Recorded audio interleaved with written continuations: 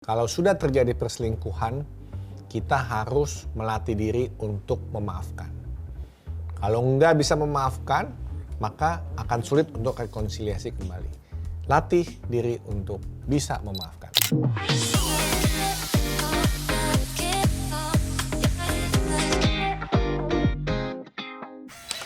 Baik Sobat Vidivisi, saya sudah bersama Dr. Darmawan, spesialis kedokteran jiwa. Dokter, kenapa Kapadokia? Ya karena Kapadokia ada di Turki. Oh, Nah, zaman pandemi seperti ini, Turki kan tidak menutup border. Oh, Jadi lebih gampang. berarti dokter nonton ya? Nonton Ya, yang lagi di situ nggak? Dikit-dikit Di ya? TikTok. Yang penting Kapadokia tahu ya? Nah, Kapadokia. Oke, Sobat Vidivisi, sekarang kan lagi ngetren ada salah satu web series yang viral di mana-mana, menjadi perbincangan bagi pasangan suami istri. Jadi bahkan ada perkumpulan istri-istri yang bikin grup WhatsApp membahas hal ini. Ada juga perkumpulan suami-suami yang ada petisi dan sebagainya, dokter. Ternyata sangat berpengaruh kepada kehidupan sehari-hari. Istri semakin curiga setiap hari, para suami pun semakin takut setiap hari. Nah ini gimana, dokter? Dampaknya bagi kesehatan jiwa? Gimana Jadi, menurut dokter? Dalam hal umum dulu, dokter. Ya, jadi istri-istri jadi makin paranoid. Suami juga merasa dikejar-kejar, paranoid juga. Ya. Nah, semakin diparanoidin, ya suami-suami makin gak nyaman. Apalagi kalau si suaminya itu misalkan dia nggak melakukan, tapi dicurigain, bisa-bisa nanti dia pikir ya Mendingan saya melakukan. Melakukan aja sekalian. Saya dituduh-tuduh dan sebagainya ya. Betul. Jadi memang kita mesti juga, bukannya berarti istri-istri nggak waspada, tetapi istri-istri ini juga mesti jangan sampai waspadanya berlebihan. Overthinking.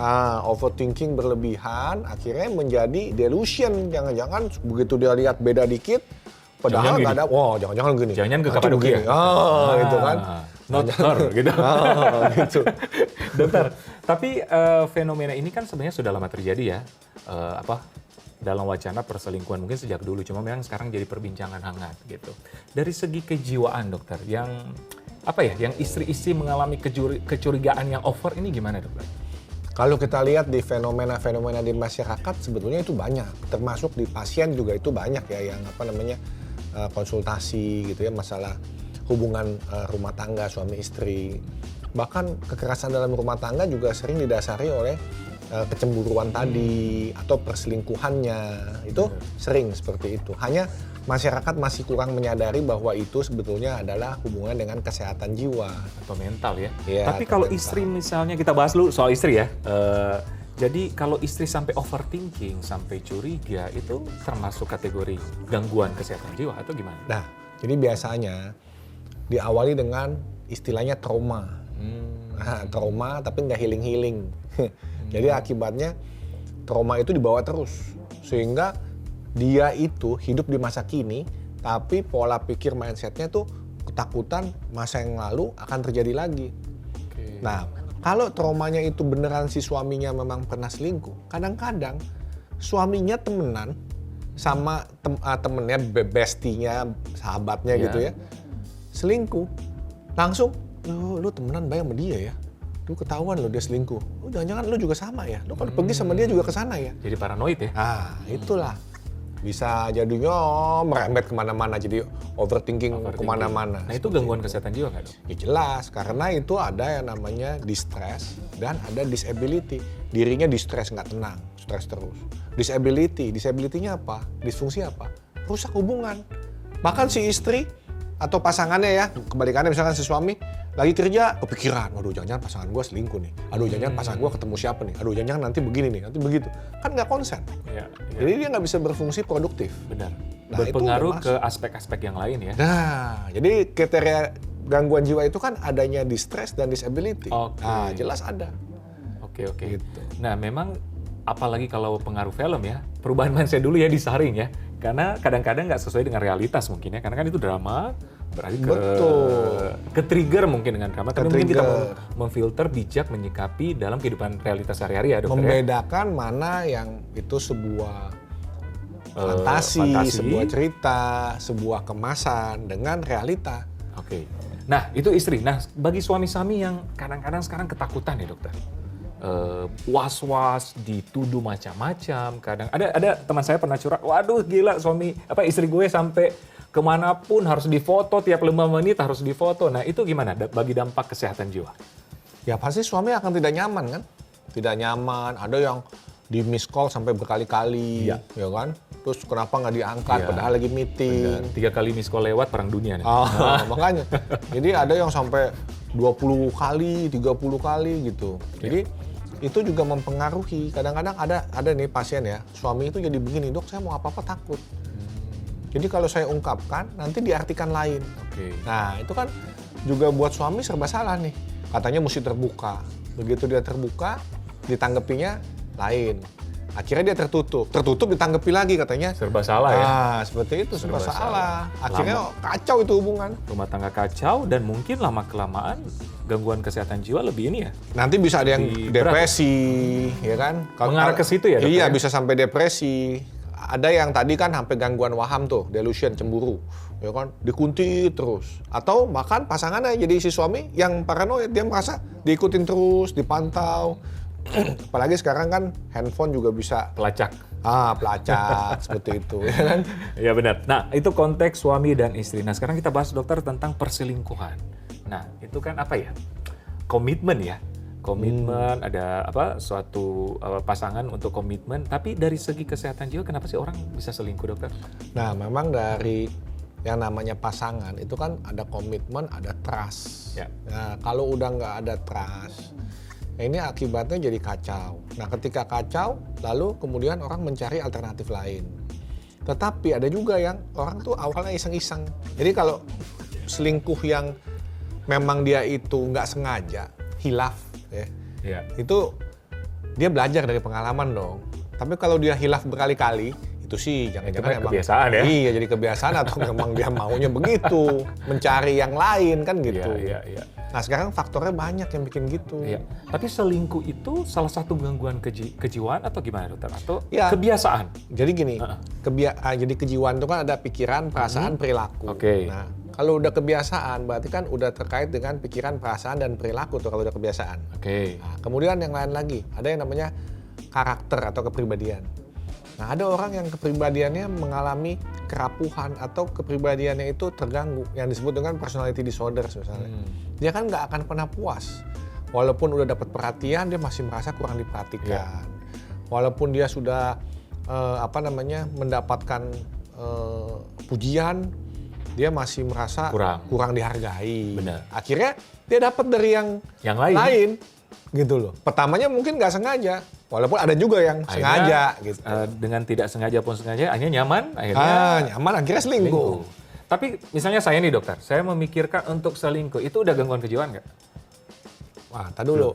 Kita lihat dulu motivasinya apa. Sedangkan kan manusia, seperti kita ngomong tadi kan bukan monogami ya. Manusia itu, apa istilahnya dokter tadi? Poliamori. Iya, gitu kan. Jadi dia nggak kayak manusia pada dasarnya tidak seperti merpati atau angsa. Satu pasangan ya. Jadi pada dasarnya itu manusia itu secara psikologis kan dinamis. Oleh sebab itu mesti ada tips and trick bagaimana mempertahankan perkawinan yang bahagia dalam cinta kasih. Iya betul. Nah kita bahas nanti tuh dokter. Nah tapi soal pertanyaan tadi, apakah saya memutuskan selingkuh itu gangguan kejiwaan? Nah gini, bisa jadi gangguan kejiwaan karena pola pikirnya ini ya. Jadi kan tadi pikiran, perasaan, perilaku ya. Pola pikirnya ini bukan mengatasi masalah tanpa masalah, tetapi pola pikirnya ini pendek. Kalau gue nggak nyaman sama begini, udahlah gue selingkuh aja deh. Nah itu kan solusinya selingkuh. Tanpa mempertimbangkan misalnya resiko seperti itu. Makanya saya ada bilang ada cara-cara selingkuh yang aman. Ada saya bikin TikTok kan selingkuh yang aman gimana. Cuman saya sendiri nggak expert karena kurang latihan. Selingkuh yang aman. Aman. Jadi ada teknik-tekniknya. Selingkuh yang aman. Yang aman. Mau belajar tuh gue dong. Cuma itu kan bukan hanya teori ya. Ini bukan hanya teori ya. Mesti ada prakteknya kan. Begitu slip sedikit, ya kan bisa resiko ketahuan. Nah makanya kalau ditanya, dokter tahu begitu. Jadi dokter udah ahli selingkuh. Saya jarang latihan. Nggak sempat latihan, jadi saya nggak berani. Kita slip dikit ketahuan. Gitu. Tapi berarti selingkuh itu sebenarnya bukan juga merupakan gangguan kejiwaan ya? Keinginan. Bisa menjadi gangguan kejiwaan kalau itu menjadi tadi distress dan disability. Gara-gara dia selingkuh, jadi masalah kan, disability kan, Oke, disfungsi. tapi pikiran untuk memulai, oke kita harus selingkuh nih, ini ya bukan gangguan kejiwaan ya, itu Ya kalau pikiran as a human being gitu. Iya, Oke. kalau cuma sesaat begitu. Tapi kalau udah jadi kebiasaan, Itu yang- dikit-dikit kebiasaannya FWB aja. Friends with benefit. Nah itu tuh, Dikit-dikit, FWB dibenarkan menurut dokter gimana tuh? kembali lagi. Kalau orang Friends itu with sudah benefit. udah punya pasangan resmi, lalu FWB, ya, itu kan yang namanya nikah nih, pasangan resmi, itu terikat di dalam hukum. Sosial hukum agama ya. Sosial, hukum, agama. Kalau kita singkirkan yang paling bahaya tuh hukum lah. Kita singkirkan sosial lah ya, dianggap sekarang udah zamannya kayak gitu. Hukum itu ada yang namanya perzinahan loh. 9 bulan loh itu. Nah kan bahaya kalau sampai kayak gitu. Nah kalau misalkan dia belum berpasangan, ya sekarang mungkin belum ada hukumnya. Maksudnya masih single sama single gitu. Tapi kan ada resiko misalnya penyakit menular. Benar. Seksual ya kan, penyakit menular seksual. Ada banyak resiko. Ada banyak resiko. Ya, keinginan selingkuh memang bervariasi ya. Memang kadang-kadang apa ya, bosen mungkin. Kadang-kadang kita makan nasi goreng rasa ayam terus setiap hari rasa ayam kan, bosen ya. Iya, bukan hanya nasi goreng ayam ada ayamnya soto pakai ayam juga. Ini pakai Kemudian ayam juga, ayam geprek, ayam tiap hari ayam terus. Ayam terus ya, bosen lah ya. Iya. Nah, berarti harus selingkuh dong kita ya dok? Bukan ya? Gimana dok? Bukan gitu caranya. Apa gimana dok? Tadi kan mengatasi masalah tanpa masalah. Iya. Jadi bagaimana kita mesti bisa dengan pasangan itu menciptakan variasi. Ya kan? Kalau dulu dikenal di seksologi adanya foreplay. Sebelum melakukan hubungan seksual ada foreplay dulu sebelum penetrasi ya kan? Benar. Nah, sekarang Foreplay ada, mungkin bagi sobat VDVC yang kurang tahu, dijelaskan ya? Atau dokter mau jelasin ya? Saya soalnya masih 12 tahun dokter.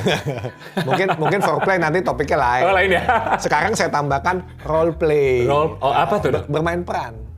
Jadi perannya jangan itu terus. Tadi kan kayak makan Misalnya ayam Batman, terus. Wonder Woman gitu? Gitu. Oke. Batman, Wonder Woman. Nanti Kucing garong, kucing... dokter, suster, gitu. misalnya gitu. Main suntik-suntikan dong.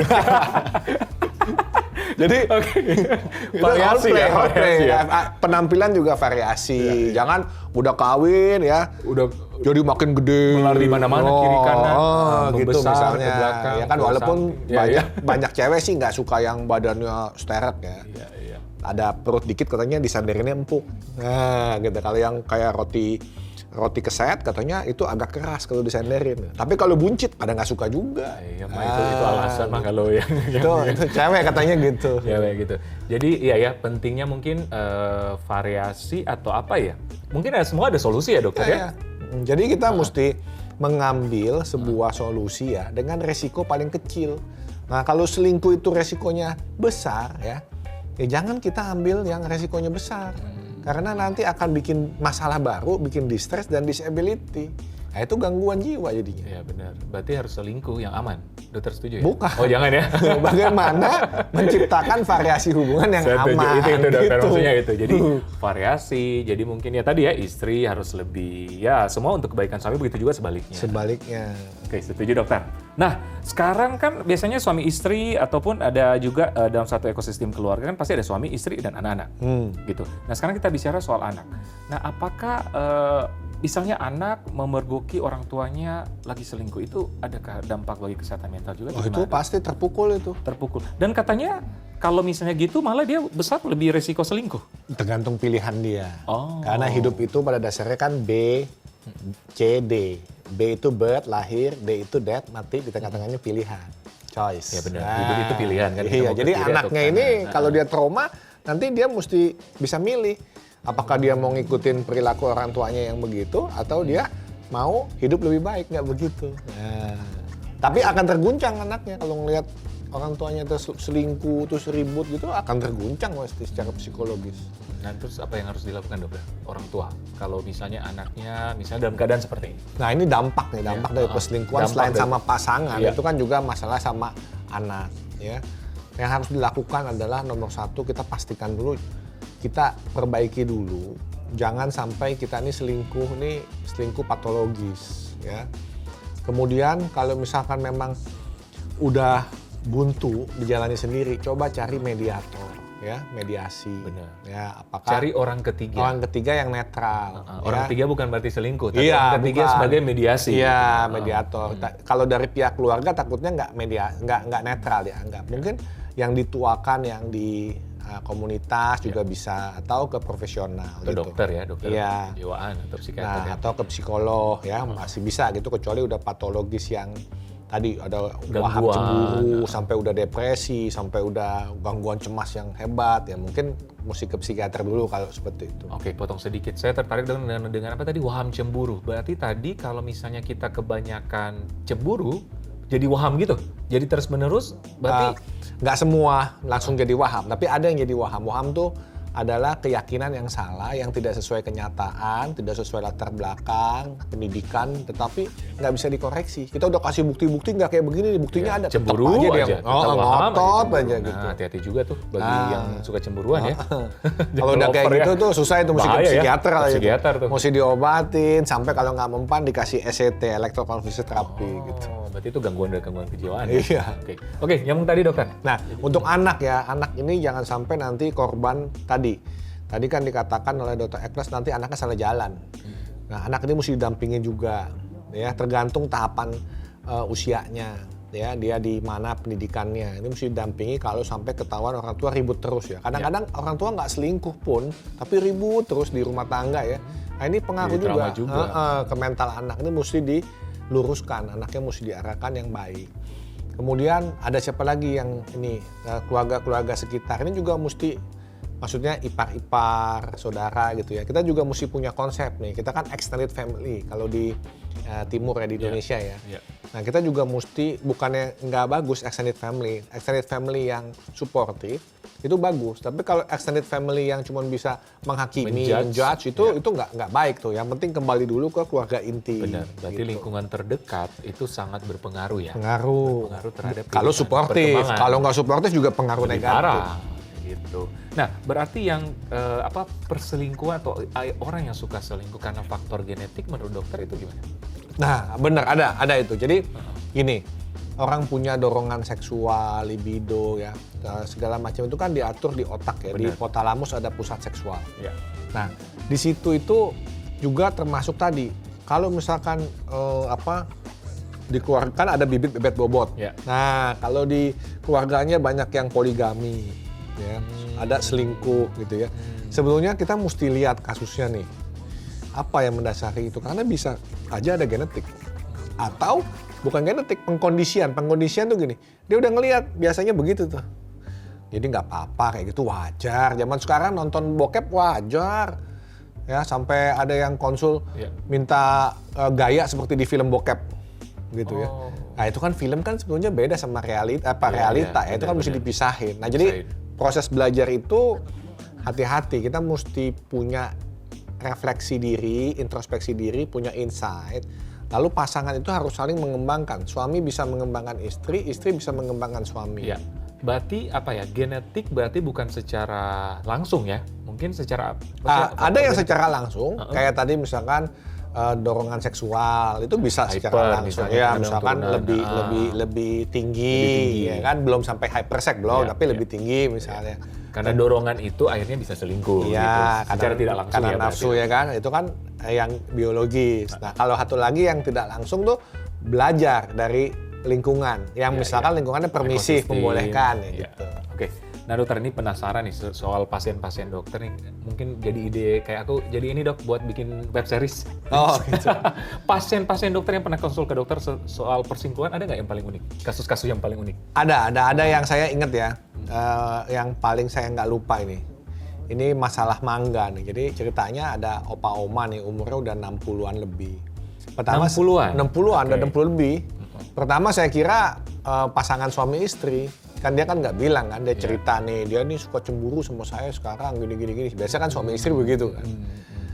Nggak taunya setelah pertemuan kedua, dia bilang, dia tuh masih inget dulu waktu pacaran ngasih saya mangga katanya. Makanya saya tadi inget mangga. Ya kalau pacaran ngasih mangga, udah nikah sekian tahun kan kok masih diinget-inget dulu waktu pacaran kasih mangga. Ya saya tanya gitu kan, kayaknya agak nggak klop. Baru dia cerita, ya dok sebetulnya jadi gini, saya udah berkeluarga, dia juga udah punya suami. Cuman kita ketemu lagi pas reuni, kayaknya cocok lagi. Dulu kita pernah pacaran, CLBK gitu. Jadi pisah sama pasangan masing-masing, Jadi belum bisa. Ini benar selingkuh ya, pasangan masih ada. Wah, luar biasa. Dengan alasan salah satu pasangan tuh udah sakit-sakitan kayak gitu. Oh, gitu. Itu kan tetap selingkuh kalau kayak gitu. CLBK, cinta lama bersemi kembali atau belum kelar. 60 ya? Udah 60 loh itu. Itu soal sebenarnya memang kebutuhan. Dasarnya soal ini ya, bukan soal seksual kalau itu. Itu kebutuhan emosional. Iya. Dokter, menurut juga pengalaman dokter nih, ini kan sekarang sama juga sosial media dan sebagainya. Perselingkuhan zaman dulu mungkin agak beda-beda dikit ya sama zaman sekarang ya. Kalau dulu ketahuan perselingkuhan kayak beda jadi banyak. Tabu banget. Nah sekarang malah perselingkuhan diumbar-umbar. Iya, gitu. Beda banyak. Gimana menurut dokter? Sebelum era media sosial ya, selingkuh itu nggak semudah sekarang. Iya. Udah gitu juga kalau dulu kan sembunyi-sembunyi. Kemudian juga cuman status sosial tertentu selingkuh itu bonafit, keren. Tapi status sosial yang kebanyakan status sosial yang lain tuh selingkuh nggak keren. Nah, sekarang di medsos ini, di era medsos ini ya kan, itu selingkuh itu keren. Jadi simpenan itu keren. Benar. Oh, punya sugar daddy, bangga punya sugar daddy. Gitu ya kan. Benar. Gitu. Dan si daddy bangga. Si daddy bangga punya chicken. Gitu. Punya cabe-cabean. Bangga gitu. Nah, itu fenomena itu gimana, Dok? Dan media sosial membuat orang lebih mudah terfasilitasi, mudah ketemu, mudah segala macam gitu. Aplikasi juga kan?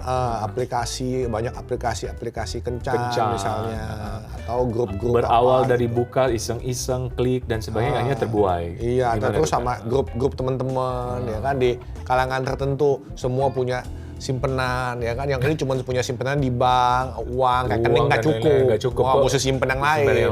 Benar-benar. Gitu. Saing-saingan ya, Dok. Gitu. Dibuat pajangan juga ada tuh. Jadi kalau pertemuan tuh gengsi-gengsian loh, gue bawa yang kayak gini loh, lu yang kayak gimana, gitu. Benar. Itu sangat setuju karena saya pernah pengalaman. Lihat seperti bukan pengalaman. Pernah lihat seperti itu. Oh ini gue nih, gitu. Kadang-kadang ke-trigger ya, apalagi pria gengsi, kan ada gengsi. Rasa ego, ada rasa gengsi ya. Gitu. Nah itu masalah kejiwaan gak, Dok? Iya, karena itu akan bikin kita kurang produktif. Ya ada yang bilang ini kan cuman pleasure, ya kan, supaya nggak burn out, ada balance hidup gitu ya. Ada yang bilang begitu, bahwa kita anggap oke lah balance hidup. Tapi kalau begitu nanti jadi masalah, itu kan hobi yang ya memang semua hobi ada resiko, tapi kan kita pilih resiko yang lebih minimal. Benar, hobi olahraga lah ya, Dok ya. Ya kan, ya olahraga juga ada yang cedera, gitu. cedera olahraga gitu. Tapi makanya ya tahu diri lah yang minimal gitu. Jangan hard impact gitu. Jadi itu awal bisa jadi gangguan kejiwaan kalau tidak diolah ya. Bisa jadi namanya ODMK, orang dengan masalah kejiwaan. Jadi dia potensi menjadi orang dengan gangguan kejiwaan gitu, ya kan? Nah, menarik nih. Nanti mungkin ada episode selanjutnya dulu kita bahas detail nih, Dokter. Nah, gimana, Dokter?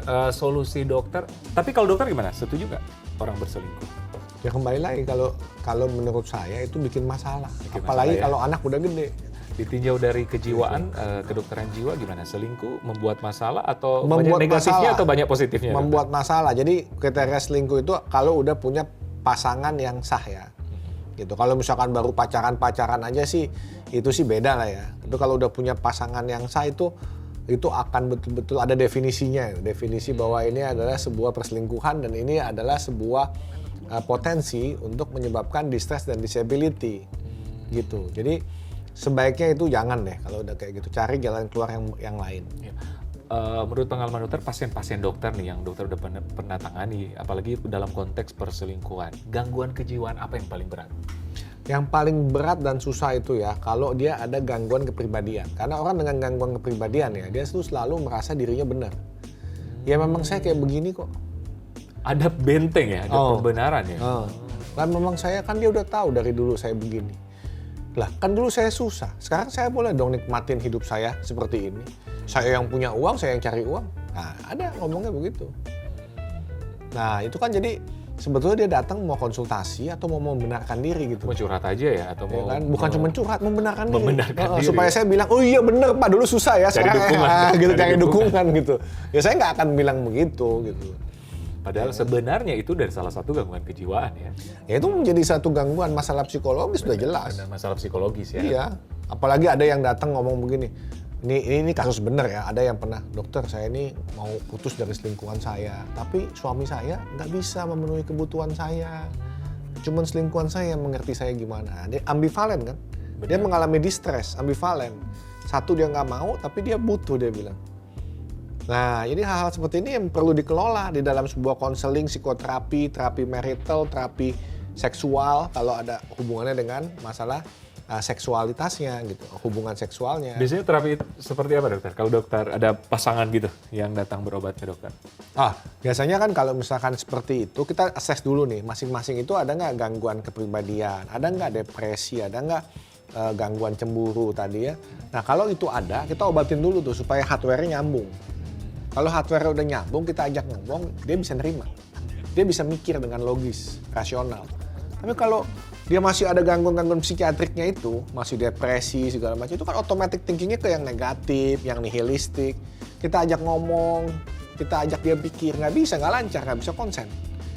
Nah setelah itu, baru kita ajak di dalam, ada nggak asesmen gangguan komunikasi di antara ini. Atau pola bahasa cinta yang beda, pola bagaimana memperhatikan dan menerima perhatian yang beda. Yeah. Nah kemudian tadi yang ditanyakan soal genetik, ada nggak nih masalah genetik? Dia mesti menyadari dia dari bawaannya yang mana. Benar. Gitu. Tapi kadang-kadang kan kalau sudah kita kasih solusi gitu, terapi seperti itu kadang-kadang yang memaafkan ataupun melupakan itu yang agak susah. Itu gimana tuh? Memaafkan itu bukan melupakan. Jadi dia ingat tapi nggak terbawa perasaan. Nggak mungkin dong kalau misalkan ada pasangan yang selingkuh kita lupa dia nggak pernah selingkuh, ya kan? Mungkin bagi sobat VDVC yang mungkin pernah mengalami, tipsnya gimana dokter? Supaya misalnya kita memaafkan, bersyukur dengan hidup, tapi dengan pasangan juga, diharapkan pasangan udah berubah ya, akan baik-baik saja mungkin. Tipsnya sebetulnya ya, daripada mengobati udah kayak gitu, nomor satu ya, sebaiknya dicegah dulu. Jadi yang namanya nikah itu bukan happily ever after. Menikah itu adalah selamat menempuh hidup nyata. Disitulah bagaimana ya kita mesti mengembangkan cinta kasih itu. Karena kalau jatuh cinta itu sifatnya itu automatic, unconscious. Kalau cinta sudah melekat, tai kucing serasa coklat. Benar. Nah, tapi kalau memilih untuk nikah, itu berarti memilih untuk mencintai. Jatuh cintanya gerengnya udah nggak kayak dulu. Tapi bagaimana kita mau mencintai, mengembangkan cinta, dan memelihara cinta. Juga habis itu dikembangkan cintanya, makanya ada buah cinta itu anak-anak. Kita mesti juga memegang peranan yang penting sebagai orang tua, apakah sebagai ayah atau sebagai ibu. Begitu ada yang kepleset, nah kita mesti lihat kalau ini kepleset berarti kita mesti belajar memaafkan tadi. Ya. Kalau misalkan ini menjadi penyakit terus-terusan begitu, nah ini mesti diobatin. Kan dulu janjinya dalam suka dan duka, dalam untung dan malang. Ini kita mesti obatin dulu. Setelah diobatin ini bisa nggak? Benar. Ya kan? Baru kita ini melatih diri nih tadi. Memaafkan itu nggak gampang itu. Memaafkan itu mesti sebuah latihan. Karena memaafkan itu bukan hanya memaafkan pasangan. Kalau kita sulit memaafkan, kita sulit memaafkan Gojek yang nyebut Gojek lagi. Pokoknya online ya, online. Ya. Sorry bukan Gojek, Pokoknya ada juga Grab yang lawan arah misalnya gitu. Nyenggol mobil kita gitu ya. Nah, jadi Kadang-kadang hal simpel pun gue jadi kesel kalau kita tuh nggak bisa memaafkan, nggak bisa kalau orang Korea bilang cucenyi relax, cincai katanya gitu. Nah, tips yang misalnya yang sederhana yang bisa dilakukan dokter. Nah, jadi nomor satu kalau ada kayak begitu ya, kita mesti latih memaafkan itu mulai dari hal-hal kecil. Oke. Nomor dua. Jadi dilatih ya. Dilatih. Jadi jangan nanti, dok saya kan udah datang konsultasi sama dokter. Udah saya udah bayar, dokter kasih obat, saya tinggal minum, saya nggak usah ngapa-ngapain lagi, nggak bisa kayak begitu. Ini bukan penyakit apapun perlu latihan. Nggak ada orang diabetes nggak perlu exercise, cuma minum obat diabetes saja turun gula darahnya. Benar. Jadi pertama memang latihan memaafkan. Latihan memaafkan, menerima pasangan terhadap hal-hal yang tidak bisa diubah. Emang udah begitu dia. Ya. Tapi kita juga mesti mencermati, mengobservasi pasangan kita, apa yang bisa kita ubah. Diri kita apa yang kita bisa ubah, supaya yang tadi jaraknya jauh jadi deket. Benar. Kalau mau sama, nggak mungkin. Namanya manusia pasti ada beda. Ya. Nah, jadi itu mesti terus dilakukan sehingga rintangan demi rintangan membuat kita semakin serasi. Seperti istilah it takes two to tango. Kalau menari itu serasinya itu mesti pas gerakan. Latihan. Kalau nggak latihan. Satu tanda itu yang harus latihan. Latihan terus. Baik dokter, last word mengenai tema kali ini mengenai perselingkuhan dari Dr. Darmawan. Silakan. Jadi intinya kalau sudah terjadi perselingkuhan, kita harus melatih diri untuk memaafkan. Kalau nggak bisa memaafkan, maka akan sulit untuk rekonsiliasi kembali. Latih diri untuk bisa memaafkan. Setuju, latihan memaafkan karena semua orang tidak luput dari kekurangan ataupun kelebihan. Tidak ada gading yang tak retak, tidak ada orang yang tidak pernah melakukan salah. Ya. Oke Sobat VTVC, sekian dulu perbincangan kali ini Dr. Trainer with Dr. Ekles mengenai tema perselingkuhan bersama Dr. Darmawan. Terima kasih dokter, semoga bermanfaat, tetap saksikan episode selanjutnya.